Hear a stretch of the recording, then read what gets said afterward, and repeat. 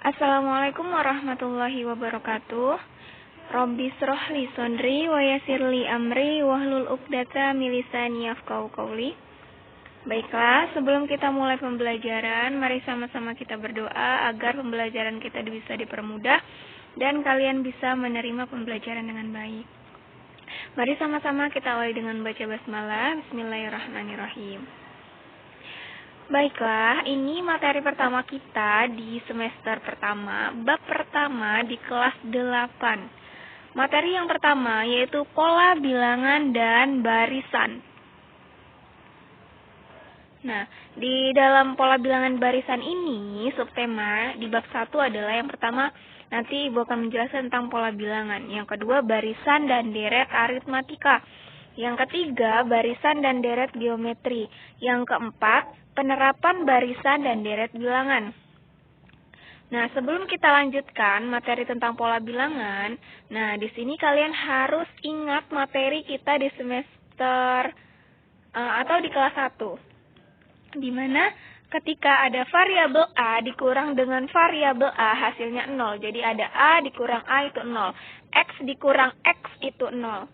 Dan kemudian 1A itu sama saja dengan A. Ya, jadi satunya tidak usah ditulis lagi. Kemudian A ditambah X ditambah 2A hasilnya berapa? 3A plus 2X. Jadi ketika ada penjumlahan variabelnya yang sama, jadi variabel ini bisa dijumlahkan menjadi 3A. Sedangkan yang tidak menjadi variabelnya berbeda, kita pisahkan.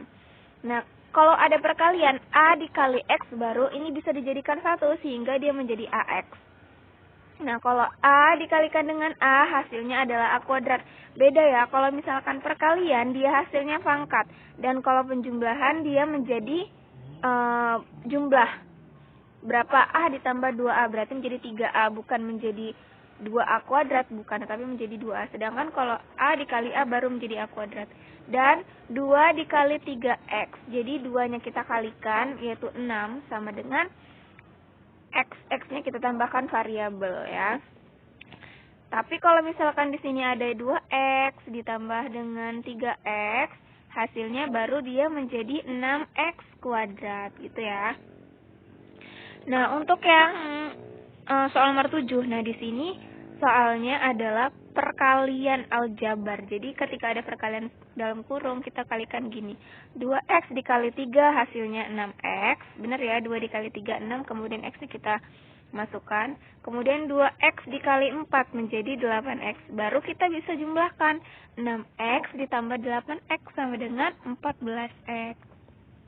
Yang 8, misal X-nya ini adalah 2, Y-nya adalah 4. Nah, baru bisa kita substitusi. Jadi, kalau misalkan sudah diketahui X dan Y-nya, kita tinggal masukkan ke rumus.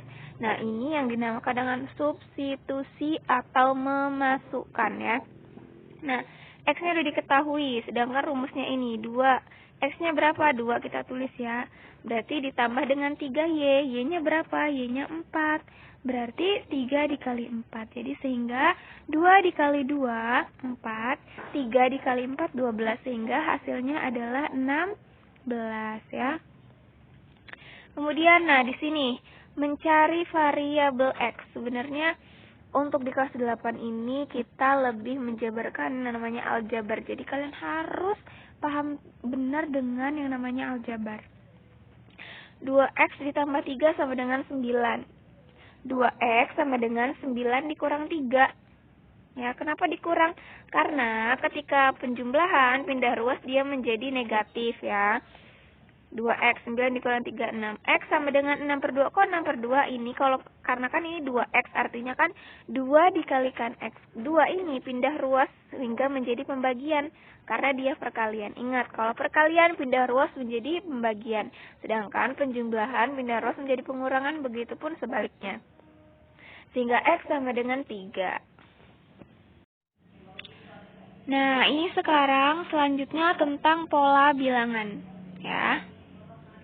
Nah, pola bilangan adalah aturan terbentuknya sebuah kelompok bilangan. Nah, aturan sebuah kelompok bilangan ini ada contoh. Nah, seperti ini, ada aturannya. Kenapa ada aturannya? Ya, dia ini memiliki beda. Beda itu kayak jarak. Jarak dari 2 ke 6 ini berapa? 4. 2 ke 10 berapa? 4 juga. Nah, jadi aturannya ini sama gitu. Jadi pola bilangannya terbentuknya sebuah kelompok bilangan. Jadi dari aturan itu terbentuklah dia sebuah kelompok bilangan. Nah, di sini ada macam-macam pola bilangan. Jadi bilangan asli.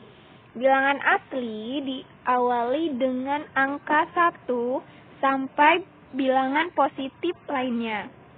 Dengan rumus pola ke N adalah UN sama dengan N. Ini harus kalian ingat rumusnya. Bilangan genap 2 diawali dengan 2, 2, 4, 6, 8. Kenapa sih ini rumusnya 2N? Jadi kalau kita ditanyakan, ini kan U ke 1 namanya. Ini U ke 1, ini U kedua, ini U kedua. Jadi urutan ini dinamakan dengan suku atau U1. U1-nya berapa? 2. Misalkan kita masukkan rumus genap ya. Sebutkan bilangan ganjil keempat, berarti ini U4. Sehingga U4 sama dengan 2, N-nya berapa? N-nya ya 4. Karena di sini kan UN, berarti N-nya 4. Berarti 2 dikali 4 sama dengan 8. Benar ya? 8. Nah, jadi UN ini atau rumus pola ke N ini adalah rumus yang harus kita catat atau kita ingat. Nah, begitupun seterusnya. Di sini ada bilangan segitiga Pascal. Nah, ini rumusnya. Kalau pangkat, pasti kalian ingat dong cara bagaimana memperkalikan pangkat. Kemudian bilangan persegi panjang. Nah, ini juga harus kalian ingat. Bilangan segitiga juga. Jadi di dalam rumus pola bilangan ini untuk menentukan pola yang ada di dalam atau susunan yang ada di dalam pola bilangan ini. Nah, nanti di dalam soal juga tidak harus berbentuk dengan angka, tapi bisa juga dalam gambar. Nah, contoh ini. Kerangka ke-1 atau U1. U1 ini hasilnya berapa? U1 ini 3 karena ada 3 batang korek api. U kedua berapa? U2 1, 2, 3. 1, 2, 3, 4, 5, 6, 7, 8, 9. Nah, sedangkan U2 9.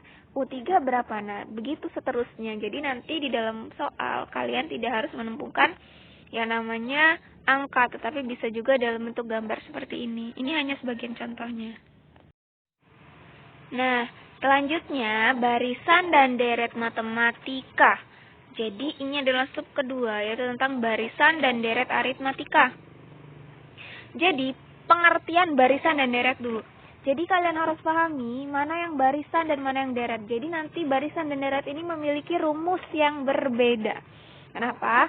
Karena barisan adalah urutan suatu bilangan. Jadi kalau barisan itu hanya urutan. Contohnya bilangan genap 2, 4, 6, 8. Nah, gitu. Sedangkan nanti ada urutan bilangan ganjil. Jadi 1, 3, 5. Nah, itu yang dinamakan dengan urutan bilangan ganjil. Jadi pasti gitu, suatu bilangan yang memiliki kepastian gitulah. Urutan suatu bilangan. Ingat ya, jadi nanti kalau ada soal tentang urutan suatu bilangan, nah berarti dia merupakan barisan. Sedangkan kalau deret, ini pasti dia tentang penjumlahan atau jumlah. Jadi ciri-cirinya itu ada, misalkan deret bilangan adalah jumlah suku-suku dari suatu bilangan. Nah, jadi ada dia kelihatan juga nanti bisa jadi soalnya itu 1 plus 3 plus 5. Sedangkan kalau ini kan gak ada plus-plusnya karena dia urutan. Sedangkan kalau deret adalah jumlahnya gitu. Jadi kalian harus ingat barisan dan deret perbedaannya ya.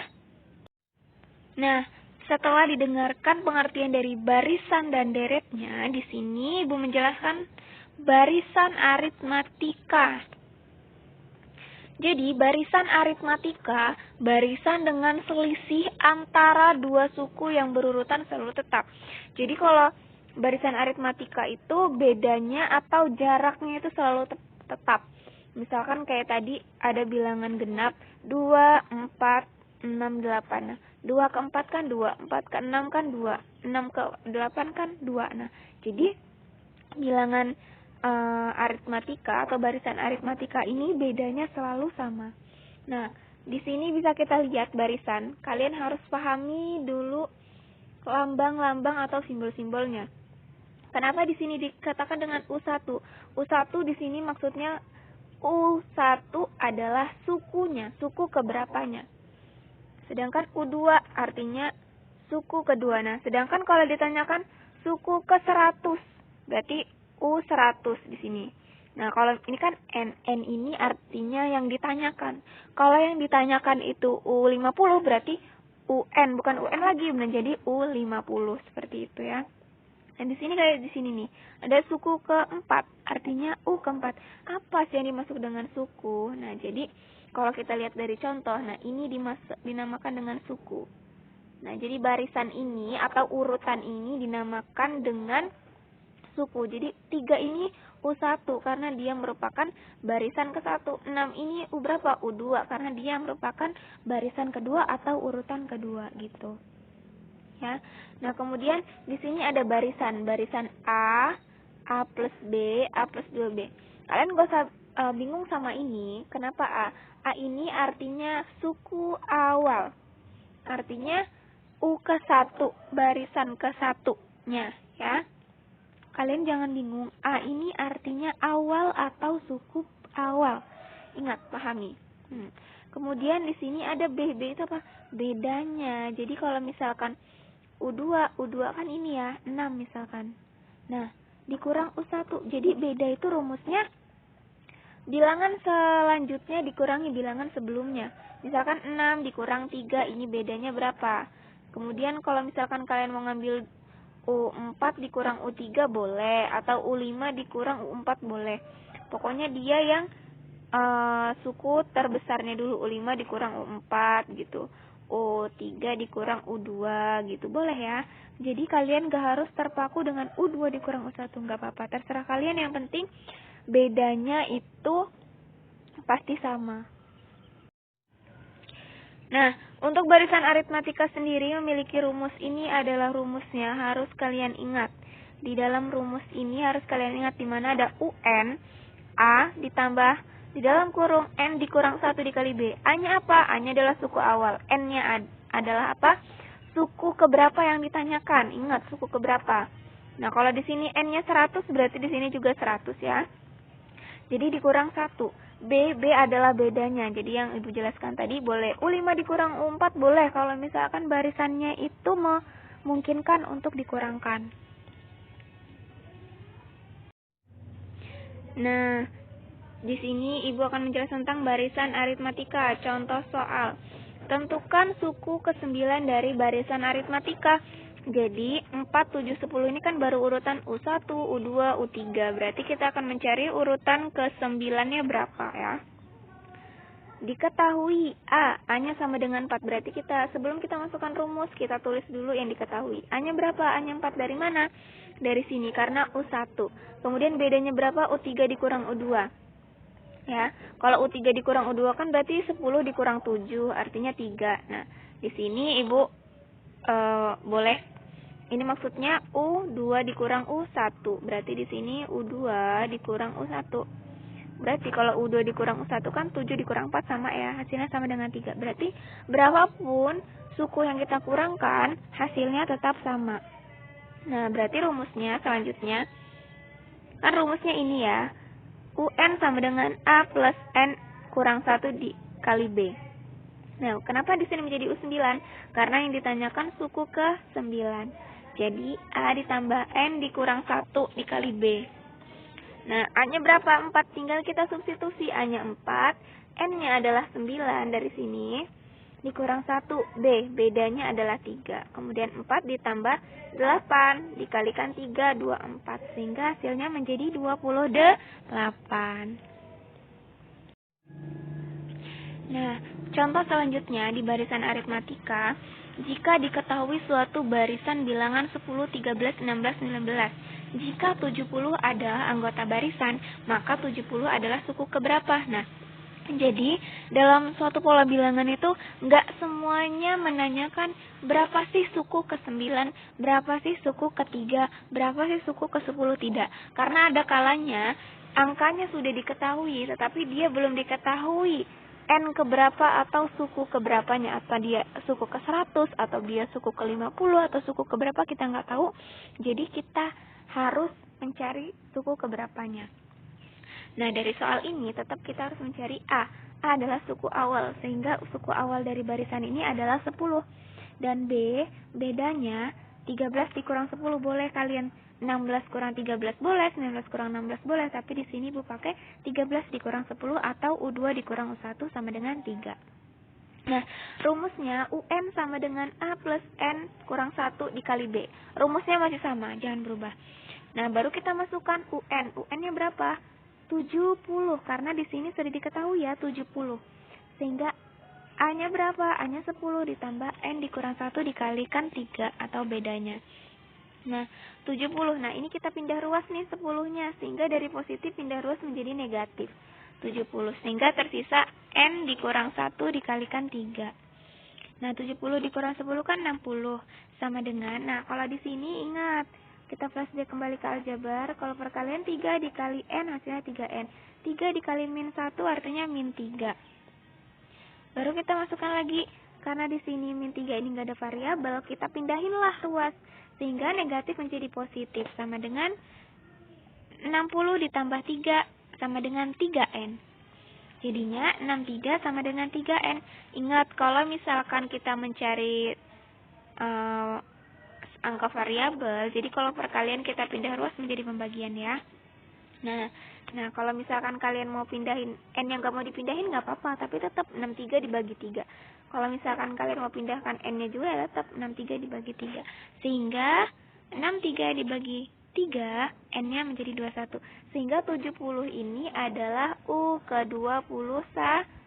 Seperti itu ya.